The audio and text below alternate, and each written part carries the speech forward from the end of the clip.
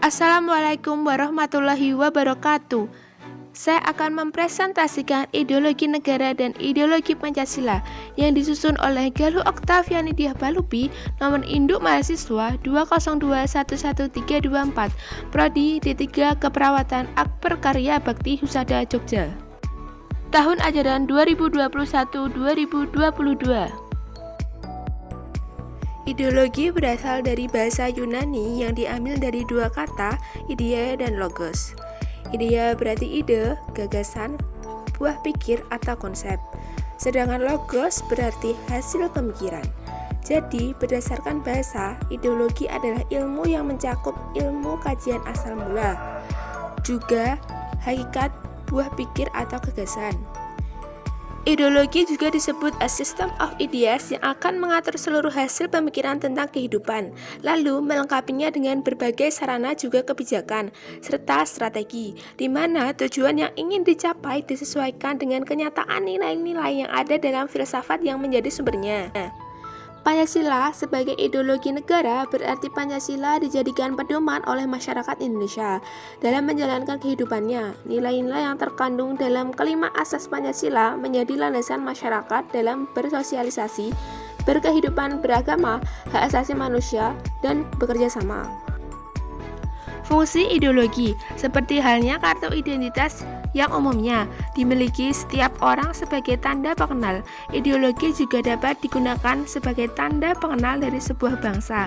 Selain itu, ideologi memiliki fungsi lainnya, yaitu fungsi kognitif dan orientasi dasar.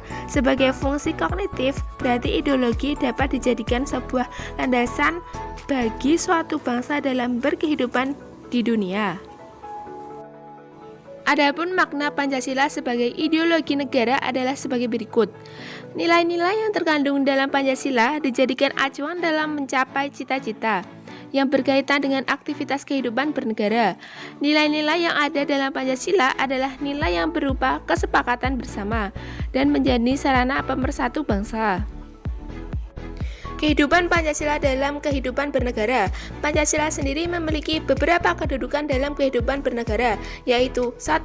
Sebagai jiwa bangsa Indonesia, 2. Sebagai ciri dari pribadi bangsa Indonesia, 3. Sebagai pedoman hidup bangsa Indonesia, 4. Sebagai dasar negara, 5. Sebagai sumber dari segala hukum, 6. Sebagai perjanjian yang luhur ketika negara Indonesia didirikan, 7. Sebagai tujuan atau cita-cita bangsa. Bentuk-bentuk ideologi. 1. Tertutup.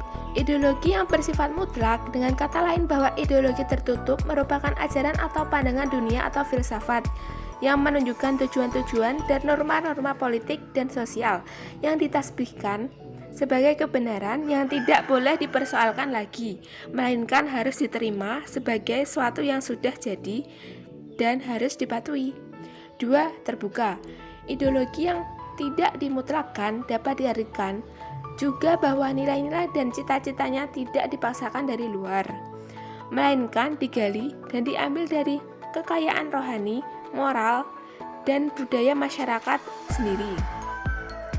Ideologi terbuka merupakan ideologi yang dapat berinteraksi dengan perkembangan zaman dan adanya dinamika secara internal. Macam-macam ideologi yang pernah ada di dunia. 1. Komunisme, 2. Liberal, 3. Fasisme, 4. Pancasila, 5. Agama.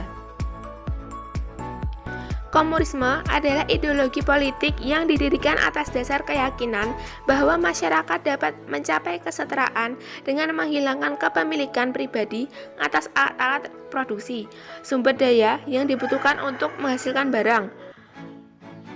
Mereka sebaliknya dikendalikan oleh negara dan setiap individu menerima bagian dari manfaat yang diperoleh dari kerja bersama.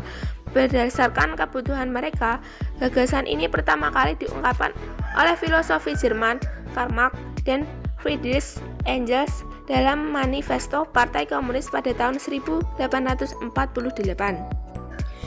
2. Liberalisme atau liberal adalah suatu ideologi, pandangan filsafat, dan tradisi politik yang didasarkan pada pemahaman bahwa kebebasan dan persamaan hak adalah nilai politik yang utama.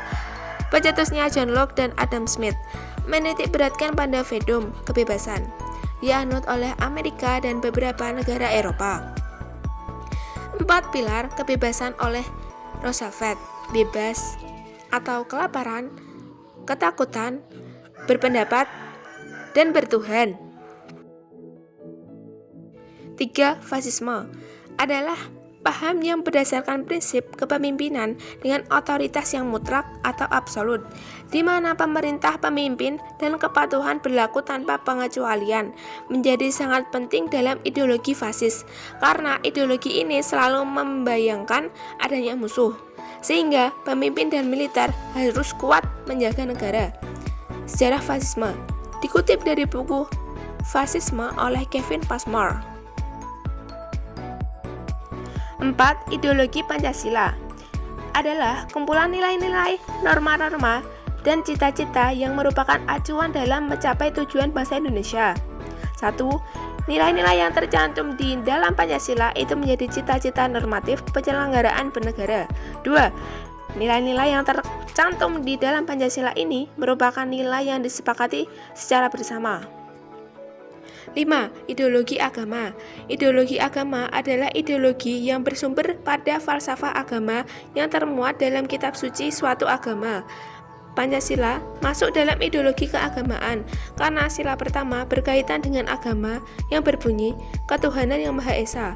Contohnya, Arab Saudi Islam, Vatikan di Roma Kristen, Hindia Hindu. Negara sekuler. Negara sekuler adalah salah satu konsep sekularisme di mana sebuah negara menjadi netral dalam permasalahan agama dan tidak mendukung orang beragama maupun orang yang tidak beragama. Negara sekuler juga mengklaim bahwa mereka memperlakukan semua penduduknya sederajat, meskipun agama mereka berbeda-beda, dan juga mereka tidak melakukan diskriminasi terhadap penduduk beragama tertentu. Negara sekuler juga tidak memiliki agama nasional. Berarti dapat disimpulkan bahwa ideologi merupakan hasil pemikiran yang isinya mencakup nilai-nilai tertentu demi mencapai sebuah tujuan tertentu yang ingin dicapai. Ideologi disebut juga sebagai identitas dari sebuah negara karena ideologi sebenarnya memiliki fungsi yang sangat penting untuk sebuah negara, di mana ideologi digunakan sebagai sebuah hal yang memperkuat identitas sebuah masyarakat negara.